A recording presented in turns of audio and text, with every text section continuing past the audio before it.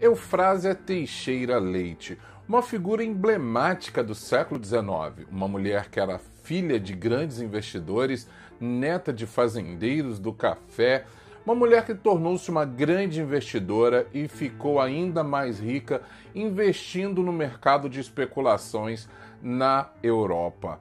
Teve um grande amor com Joaquim Nabuco e foi uma mulher emancipada, considerada por muitos uma mulher à frente do seu tempo. Essa é a história que eu vou contar para vocês hoje. Olá amigos, tudo bem com vocês? Sejam todos bem-vindos. Meu nome é Antônio Carlos e esse é o canal Doutor História. Aqui nós falamos sobre história e muitas outras curiosidades.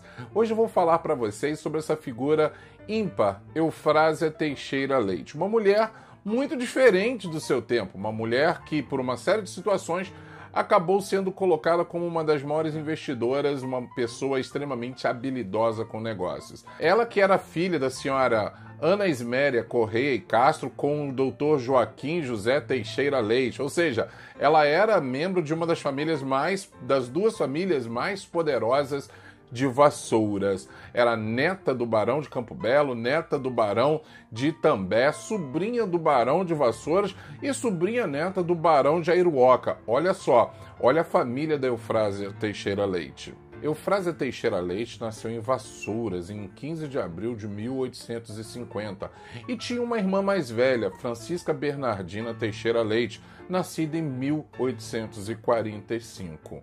O pai de Eufrásia era um capitalista, ou seja, alguém que vivia de emprestar dinheiro. Ele e o irmão dele, o Barão de Vassouras, abriram no Rio de Janeiro a Casa Teixeira Leite e Sobrinhos, uma casa dedicada a emprestar dinheiros, a fazer intermediações comerciais e muitas coisas. Pelo lado do pai dela e do tio, o dinheiro da família não vinha exclusivamente do café. Eles eram plantadores de café, muito pouco, quase que não plantava café. Mas do lado do avô, o Correia e Castro, não. A família Correia e Castro era uma grande família produtora de café. Então Eufrásia tinha essas duas características. Eufrásia nasce em Vassouras no auge da produção cafeeira da cidade, quando o café realmente era o principal produto da localidade, estava ganhando grandes contornos no mercado internacional e se tornava o principal produto brasileiro na balança comercial. Vassouras era uma cidade que prosperava, crescia e a família de Eufrásia também. A vida de Eufrásia, sua irmã, Francisca Bernardina, vai ser marcada a partir de 1871 com 3 falecimentos. O primeiro foi da sua mãe, em 1871, e o segundo foi de seu pai, em 1872. Como herança, as duas irmãs receberam 767 contos de réis, uma verdadeira fortuna.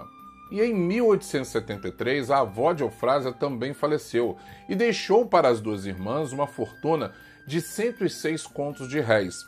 A partir daquele momento, Eufrásia, sem muitos laços ali, sem sua mãe, sem seu pai, ela e a irmã, decidiram vender grande parte dos títulos que tinham aqui no Brasil, apólices, títulos da dívida pública, venderam imóveis no Rio de Janeiro e em 1873 partiram para a Europa. A partir daquele momento, Eufrásia e Francisca Bernardina iniciariam uma nova vida em Paris. Só a título de curiosidade, ela foi morar num lugar muito simplesinho, ali do lado do Arco do Triunfo. Um lugar simples, né? Em 1873, acredita-se que ainda na viagem, Eufrásia conheceu o grande amor, Joaquim Nabuco, um grande abolicionista, filho do senador Nabuco de Araújo, um político muito atuante na questão da abolição e que isso chamou muita atenção. Para vocês terem uma ideia, Joaquim Nabuco e Eufrásia anunciaram o noivado logo em seguida e a família de Joaquim Nabuco ficou eufórica ao receber a notícia via carta do noivado de Nabuco e Eufrásia. Entretanto, o noivado dos dois era de altos e baixos. Os dois separaram-se e voltaram 4 vezes. para vocês terem uma ideia. Nós podemos saber mais sobre o relacionamento de Eufrásia e Joaquim Nabuco através das cartas que Eufrásia mandou para ele, que estão hoje na Fundação Joaquim Nabuco, lá em Recife. Infelizmente, as cartas de Joaquim Nabuco, por motivos que nós ainda não sabemos, se perderam ao longo do caminho. O fato é que os dois trocaram correspondências até 1887. Em 1886, Joaquim Nabuco mandou uma carta para Eufrásia dizendo que ele terminava, que já não se sentia mais comprometido com Eufrásia. Eufrásia continuou mandando cartas para ele, até que em 1887 ela chegou a oferecer dinheiro para Joaquim Nabuco, porque sabia que ele não estava numa situação financeira muito boa. Joaquim Nabuco, então, se sentiu muito ofendido e nunca mais respondeu Eufrásia. Os especialistas, então, consideram que o relacionamento entre Eufrásia e Joaquim Nabuco, entre idas e vindas, durou de 1873 até 1887. Atribui-se o término desse relacionamento à personalidade de Eufrásia. Eufrásia era uma mulher que realmente ela tinha ideias muito adiantadas. Afinal de contas, morava em Paris já há muitos anos e certamente isso a influenciou. Enquanto Nabuco era de uma família tradicional brasileira e dedicava-se a questões da política nacional. Enquanto Eufrásia tinha fortes aspirações no mercado internacional de investimentos, Nabuco tinha interesse na política nacional. Inclusive, existe a história de uma rusga com o tio da Eufrásia, o Barão de Vassouras, que não via com bons olhos o relacionamento da sobrinha com o Joaquim Nabuco. Isso porque o tio da Eufrásia era um homem, era um escravocrata, membro do Partido Conservador, uma das pessoas mais importantes aqui da região e também do Império, enquanto Joaquim Nabuco era um abolicionista. Ele não via, então, com bons olhos sobre isso. Mas isso pouco importava para Eufrásia, que era uma mulher que cada vez mais ficava rica, ficava milionária e investia o seu dinheiro da forma que ela achava melhor. Eufrásia mostrou-se uma mulher muito habilidosa e aproveitou o momento de expansão na Europa da Segunda Revolução Industrial. Ela investia em títulos, investia em empresas, investia em diversos empreendimentos, ou seja, ela diversificava o seu capital e com isso ganhava cada vez mais e minimizava os riscos. Aqui no Brasil também, ela investiu no Banco do Brasil, no Banco Mercantil, em diversas empresas de diversas áreas. Isso fez com que o capital de Eufrásia aumentasse ainda mais. Em 1889, a irmã mais velha de Eufrásia veio a falecer em Paris. Francisca Bernardina Teixeira Leite tinha problemas na coluna e acabou vindo a falecer. Faz-se notar que Eufrásia, entre 1874 e 1828, Eufrásia veio ao Brasil apenas 2 vezes. Ela e a irmã, enquanto a irmã era viva, tinham uma vida muito modesta. Inclusive, elas chegavam a frequentar os círculos de amizade da princesa Isabel no período em que esteve exilada. Eufrásia Teixeira Leite assistiu de perto os horrores da Primeira Guerra Mundial e ficava extremamente entristecida porque era uma grande admiradora da beleza e da arquitetura francesa e ficou apavorada com os horrores da guerra. Em 1828, Eufrásia decidiu voltar para o Rio de Janeiro, já uma senhora. Vivia em Copacabana, cercada por seus empregados. Era uma pessoa com uma personalidade um pouco complexa.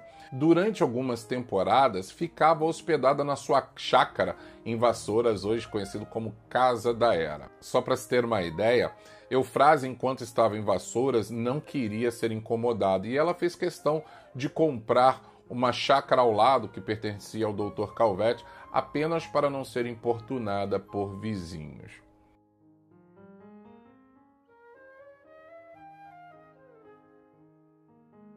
Eufrásia até pretendia voltar para a Europa, mas a sua saúde não lhe proporcionava uma segurança que pudesse garantir um retorno seguro para a Europa.